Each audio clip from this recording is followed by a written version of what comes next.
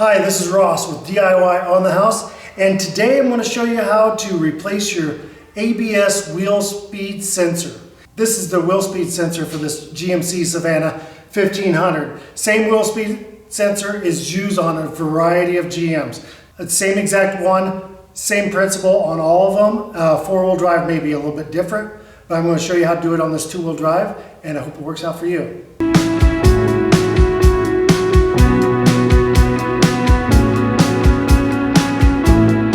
So this is my work van. What have I been experiencing as I come down to a stop sign or a stoplight or just slowing down, my ABS lights will kick on. I'll start feeling a vibration or I feel the ABS kicking in. And that really affects the way I'm going to try to stop. With the wheel sensors malfunctioning, I really need the braking power now. I don't need to be messing with the pulsating of the brake pedal or the lights kicking on and the stable track lights come. It's kind of just a frustrating deal. So I'm going to show you how to do this, and there's going to be a few things you're going to need to have to complete the job, and I'll show you real quick. Okay, so you're going to need a variety of things. One thing you'll definitely need, you're going to need a jack, your impact wrench or a wheel wrench to be able to get the wheel off the hub, and then a hammer is always handy, and then you're going to need some various tools to go ahead and remove the caliper bracket itself, and then all the way down to the speed sensor cable. So I'm going to spare you the boredom of watching me take this wheel off, and we'll just go into fast motion mode for a little bit, and we'll get this thing stripped down.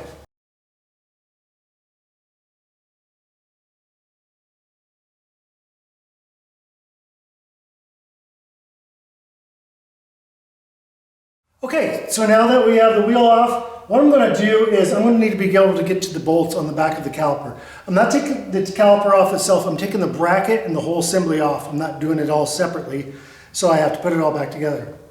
So I have two bolts on here. They're going to be 18 millimeter, one up top, one on the bottom. But to access this with my impact gun, or if you're going to need to be able to get a breaker bar in there, you're going to need to go ahead and turn on the key, get this wheel rotated, and get the whole hub assembly so it's setting an angle so you can get your tools in there and get to working on it.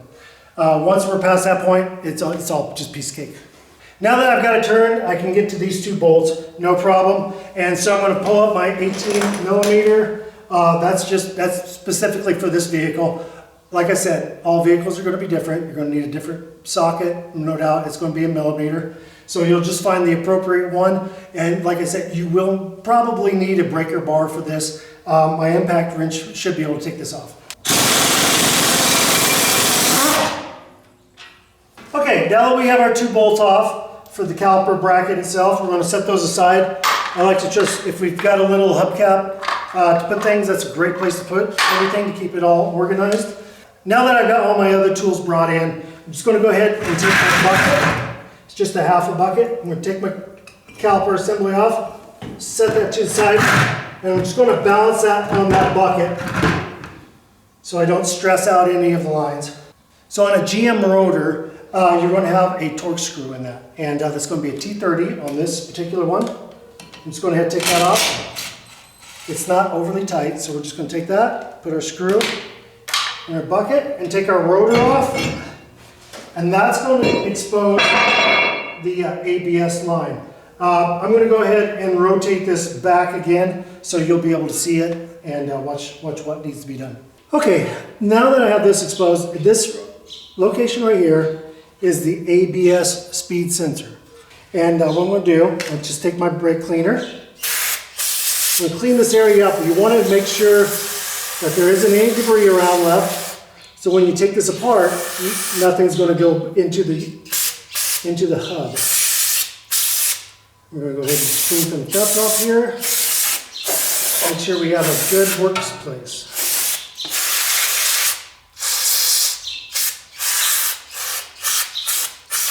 Before I take this off, I'm going to go ahead and get the cable out of its clips. The new one that I bought, and I actually purchased that off O'Reilly. This can be also purchased off Amazon. I can leave a link down below. So the cable actually comes in one complete set. I've got the speed wheel sensor And then I've got the brackets that go all the way up. So this is a plug and play deal. It's 100% built for you. All you have to do is pop things apart, put it back together, and you're done. So we'll put that to the side. So we got to get these clips out. We're not going to salvage any of this.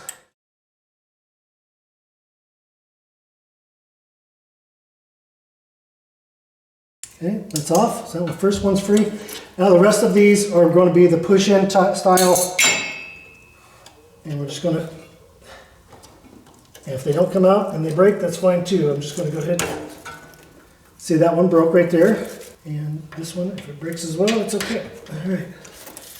So I've got that done. I'm going to go ahead and remove those. And another thing you want to keep handy with you is going to be a nail if these break off. I'm going to go ahead and clean that up real quick so you can see. All right, so I'm going to go ahead and take my nail. Go ahead and remove this.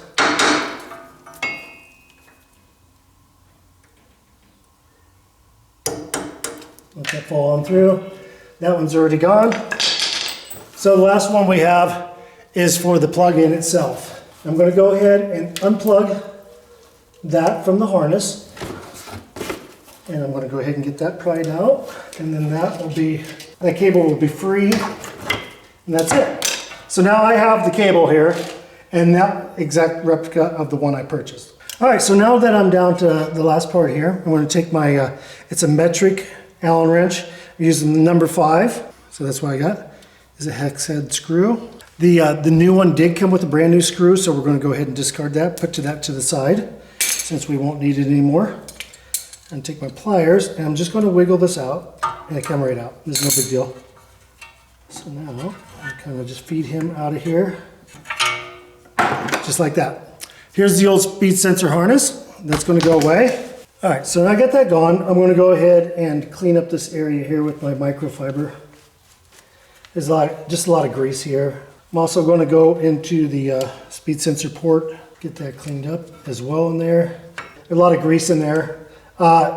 You can clean some of that out, but obviously that grease is for your hub to stay lubricated. Okay, so now that I've got my port cleaned up, I'm going to take my speed sensor. I'm not going to grease it up yet. I'm just going to go ahead and get this fit in. You want to take care not to damage this rubber when you're going through the shield here.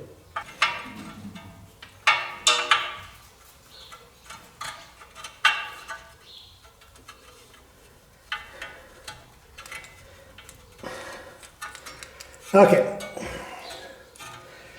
now I've got it through. I'm going to go ahead and assemble this part first and then just assemble everything back to the plug. So let's go ahead and clean that up. That's all clean.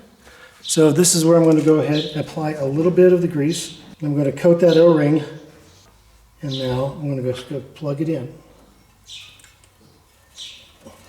All right, now I'll take my screw, and this comes with a thread locker already on it. If you don't have yours doesn't come with it, go ahead and apply a little thread lock on that, the blue, and get that screwed in. Now I'm just going to hand tighten this. I got a pretty good feel of when I took it out, how tight it was, and that's exactly how tight I'm going to go back in with it. No doubt that there is a torque spec on this. You can go ahead and look that torque up and just find out what it is, and just go ahead and redo that. Okay, so now I'm going to take my cable. First one, push it into the bracket. That's done. And then we're going to go ahead and work on up. If you're having a little bit of a problem getting these pushed in, use a little of that grease that was given to you.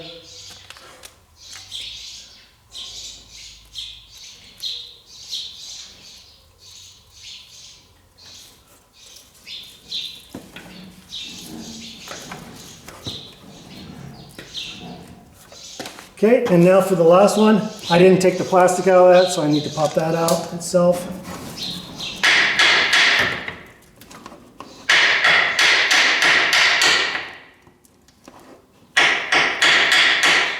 Take my nail, poke him all the way out, and he's gone. Now I'm just going to go ahead and replug it. There we go. Okay, so the harness is all in. You're done actually replacing your speed sensor line. As long as you're here, if you need to grease some zerks, go ahead and get them done. So right now it's time to go ahead and re-rotate the wheel and get the caliper bracket assembly on. So now we got everything's rotated back to where we need to go. I'm going to go rotate the hub back up. I've got my threaded port right here on this, and I'm going to bring my rotor back on. And my rotor has a bevel right here. If you get lost on this you may have a couple different positions, but the one that's machined in that has the bevels is where you want to go. Go ahead and just take that, put it back on. Use our T30 Torx.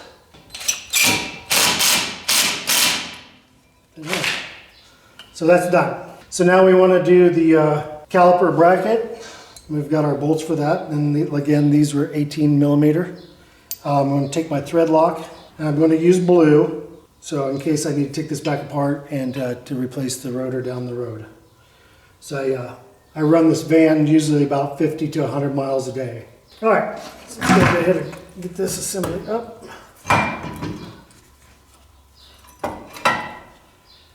It's done. So right here on the bolt itself, you can see where the yellow thread lock is and wasn't affected, and the front is. So you're just going to take your thread lock, put it on these first probably 3/4 inch threads. It doesn't need to go on the rest of it, and you're going to find its home. Okay, we'll move our bucket. I'm going to bring my impact wrench back in to tighten these.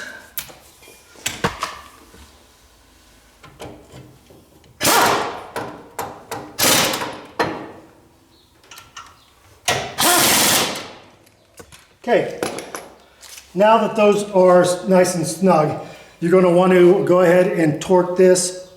The specific for this rig is 137 foot-pounds for the 2 caliper mounting bracket bolts, the ones I just stuck in. So that needs to be torqued down. You'll need to look up the torque rating for your specific vehicle online. What I do is I go on to Google, put on GM wheel caliper mounting bracket torque spec. All right, once I've got these snug down, I'll go ahead and torque these. Once I get done that, I just put the wheel back on, and I'm going to go ahead and take it for a test drive. So that seems to have fixed the issue. My lights are off. When I initially backed it out of the barn, my lights did kick on, and I took it for a test drive, drove it around quite a bit, and it hasn't come on since. So that apparently was the whole issue. I didn't have any metallic or anything stuck to the magnets on the sensors themselves.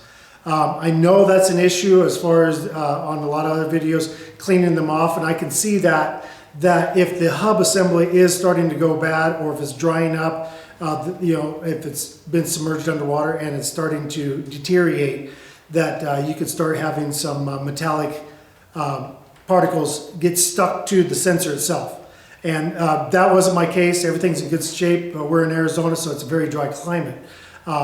So that's my issue. It was fixed, and I'm happy it's done, because I do rely on this vehicle every day of the week to get me down the road and get to my service calls. So if you like the video, give us a thumbs up. If you'd like to subscribe, we appreciate it. And thanks for watching DIY on the House.